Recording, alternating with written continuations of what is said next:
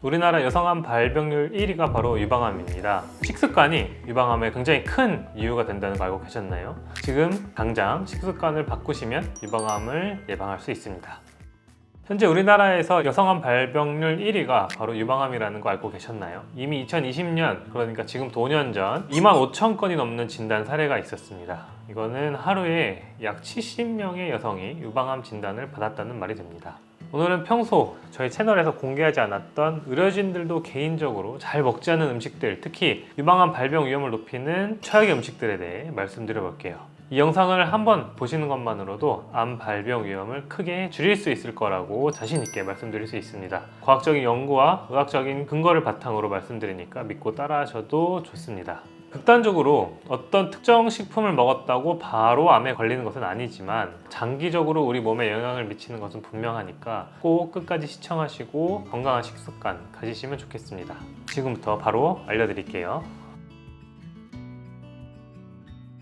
제가 오늘 말씀드릴 음식들이 왜 유방암을 유발하는지를 명확하게 이해하시면 식습관 개선에 더욱 도움이 되실 겁니다. 일단 유방암이 왜 계속 증가하고 있는지, 그리고 왜 무서운 질병인지 간단히 말씀드리겠습니다. 우리나라에서 유방암 발병률이 증가한 이유는 식습관의 서구화 때문입니다. 이전과 식습관이 많이 변화해 왔는데요. 그러면서 지방이 많이 포함된 음식들을 많이 먹게 된 게 큰 원인 중에 하나입니다. 육류와 지방 섭취가 늘어날수록 유방암도 함께 증가한 것입니다. 유방암이 정말 무서운 질병인 이유는 첫째로 유방암은 초기에 발견해도 이미 진행된 경우가 꽤 있습니다. 혹이 만져지는 상태가 되면은 그 안에 이미 1억에서 10억 개 이상의 암세포가 모여 있는 거거든요. 이 정도 크기가 되면 전신에 이미 미세한 전이가 있을 가능성이 있습니다. 둘째로 유방암은 폐전이뿐만 아니고 뼈로도 전이가 잘 되는 특징이 있습니다. 척추나 갈비뼈 전이로도 자주 확인되고 있어서 굉장히 통증을 유발할 수 있는 괴로운 병입니다.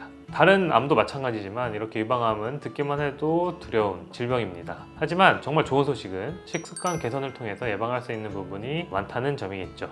유방암과 식단은 여러분이 생각하시는 것보다 훨씬 더 깊은 관계가 있습니다. 유방암은 보통 호르몬 암이라고도 부르는데 에스트로겐이라는 여성 호르몬에 필요 이상으로 오래, 그리고 필요 이상으로 많이 노출될수록 유방암 위험이 높아집니다.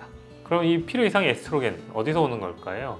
물론 우리 몸에서 자연스럽게 분비가 됩니다. 특히 난소에서 분비가 되는데 놀랍게도 체내 지방세포에서도 여성 호르몬을 만들어냅니다. 그래서 비만일수록, 그리고 동물성 지방을 많이 섭취할수록 에스트로겐 노출이 증가하고 유방암 위험도 높아지게 됩니다. 간단히 말해서 서구화된 음식이 에스트로겐을 만드는 독이 되기도 합니다. 그래서 오늘은 독이 될 수 있는 음식들에 대해서 자세히 알아보도록 하겠습니다. 첫 번째는 바로 술입니다. 술이 안 좋은 건 모두 다 알고 계시겠지만 술이 단순히 간에만 안 좋은 게 아닙니다. 유방암에서도 굉장히 위험한 요소가 될 수 있습니다. 연구 결과에 따르면 일주일에 3일 이상 한 잔 이상의 술을 마시는 여성이 전혀 마시지 않는 여성에 비해 유방암 위험이 15%나 증가한다고 합니다. 15% 정도면 뭐 크지 않다고 생각하시는 분들이 있으실 수도 있어서 다시 말씀을 드리면 하루에 마시는 양이 늘어날 때마다 그 위험이 10%씩 추가가 됩니다. 계속 마시면 위험도가 50% 이상까지도 높아질 수 있다는 뜻이겠죠. 유방암 측면에서는 맥주, 소주, 양주, 와인 이렇게 술의 종류를 가리지 않고 모두가 안전하지가 않습니다. 왜냐하면 술을 마시면 우리 몸에서 유방암 원인이 되는 여성 호르몬 레벨이 올라갈 수가 있습니다. 뿐만 아니라 안주를 같이 먹게 되니까 비만의 위험도 높아지게 되고, 그리고 또한 술 자체로도 칼로리가 높으니 비만에 기여를 하게 되겠죠. 이렇게 복잡한 이유로 술은 유방암 위험을 높이는 최악의 음식 중 하나입니다. 그러니 지금부터라도 술 섭취를 조금씩 줄여나가는 것을 강력하게 권고드립니다. 두 번째는 고지방 식품, 특히 동물성 지방이 많은 음식입니다. 투풀 등급의 소고기를 보면 너무나 맛있어 보이고 또 먹으면 기분이 좋아지죠. 하지만 고기의 마블링, 즉 지방이 많이 분포된 부분이 바로 위험 요소입니다. 이게 더 심각한 건 요즘 키우는 소들은 빨리 살찌게 하기 위해서 옥수수 같은 곡물 사료를 많이 먹인다는 점이 있습니다. 인위적으로 지방을 많이 축적하게 한 소의 고기를 우리가 먹게 되는 거죠.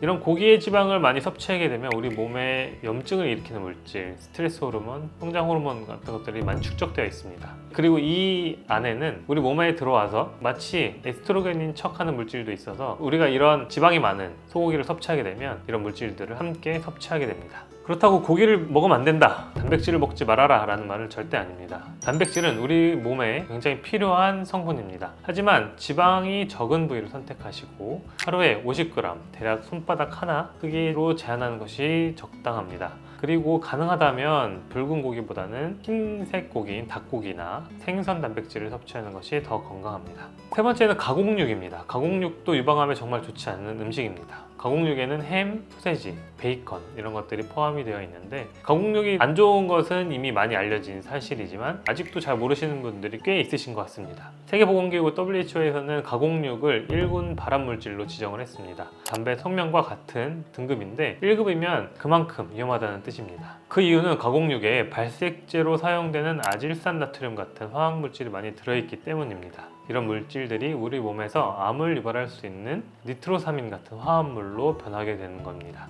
이런 것들이 들어있는 가공육을 어린 아이들이 많이 먹게 되는 것은 정말 걱정스러운 일입니다. 아이를 가진 부모님들이라면 식단에 특히 주의를 해주셔야 할 것 같습니다. 하지만 가공육은 우리 일상이 굉장히 가깝기 때문에 끊기가 좀 어렵습니다. 완전히 끊기가 어렵다면 섭취 빈도를 줄이고 한 번에 먹는 양을 적게 제한하는 것부터 시작하면 도움이 됩니다. 그리고 가능한 유기농 가공육이나 방부제가 적게 들어간 제품을 선택하시는 것이 좋습니다. 여러분, 암이 좋아하는 환경이라는 것이 있습니다. 바로 혈당이 높은 고혈당 상태입니다. 설탕 같은 당류나 흰 밀가루, 정제된 탄수화물 이런 식품들은 혈당을 급격히 올리게 되는데, 이런 상태가 지속되면 암세포가 더 잘 성장하고 번식할 수 있습니다. 이런 고혈당은 암세포가 행복해지는 환경이에요. 특히 주의할 것은 액상과당인데, 탄산음료, 과일 주스, 심지어 스포츠 음료, 어린이 음료에도 굉장히 많은 양의 액상과당이 들어있습니다. 다이어트 하시는 분들 중에 음식 조절하고 그 사이에 보상으로 콜라 한 캔 드시는 것보다는 차라리 음식을 먹고 콜라를 참는 게 더 낫습니다.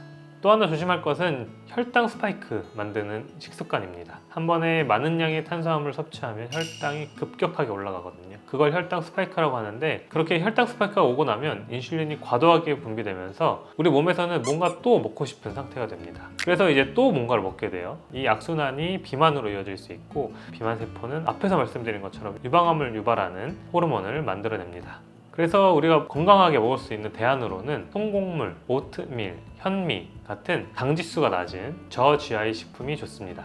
그리고 식사 후 한 30분 이후부터 우리가 가벼운 운동을 하면 혈당 상승을 완화시킬 수가 있습니다. 10분에서 30분 정도의 산책 혹은 하체 근력 운동인 스쿼트를 30번 정도 하시면은 충분히 혈당 상승을 방지할 수 있습니다. 그리고 다시 한번 말씀드리지만 음료 말고 물이 가장 좋습니다. 마지막으로는 고온에서 조리된 탄 음식입니다. 탄 음식이 암을 유발한다는 건 많이 알고 계실 겁니다. 하지만 그냥 에이 하나쯤이야 하고 드시는 분들이 굉장히 많으실 텐데, 고기 굽다 탄 부분, 그을림, 튀김이나 바베큐 같이 고온 조리 식품, 그리고 또 감자튀김처럼 너무 튀겨져서 갈색으로 변한 부분, 이런 부분에서 발암물질이 나오게 됩니다.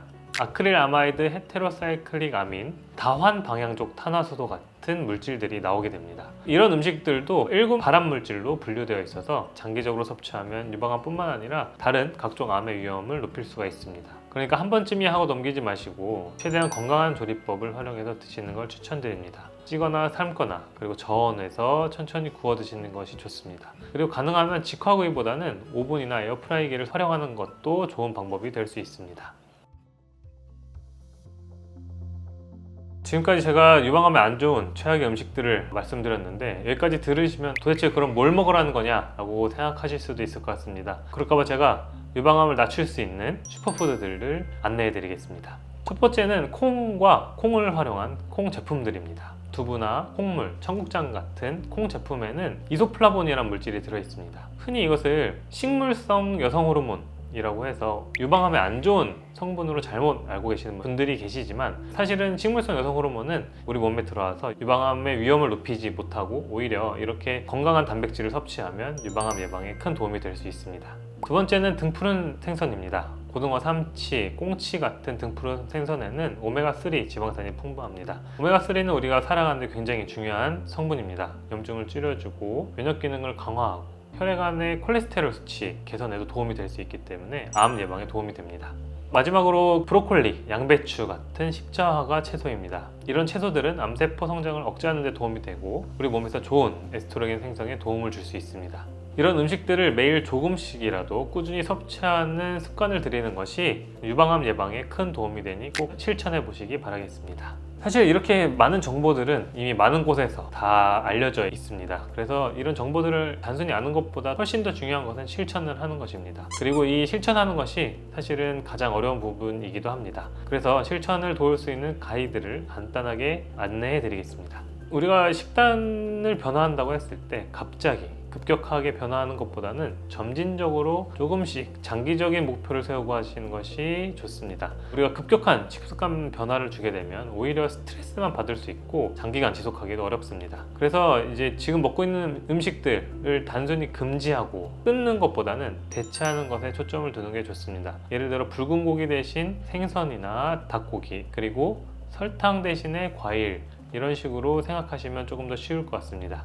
마지막으로 식사를 너무 급하지 않고 천천히 여유 있게 하시는 습관을 들이면서 우리가 너무 배부르기 전에 포만감을 느끼는 것이 좋습니다. 음식을 먹을 때 어떤 맛이 있는지 본연의 맛을 좀 생각을 해보는 건데요. 이거는 좀 짜네, 소금이 들어갔나? 이런 재료들의 맛을 조금 자세히 느껴보는 것도 우리가 자연스럽게 식사 속도를 느리게 할 수 있습니다. 이렇게 하는 것만으로도 과식을 줄이고 체중 관리에 도움이 될 수 있습니다.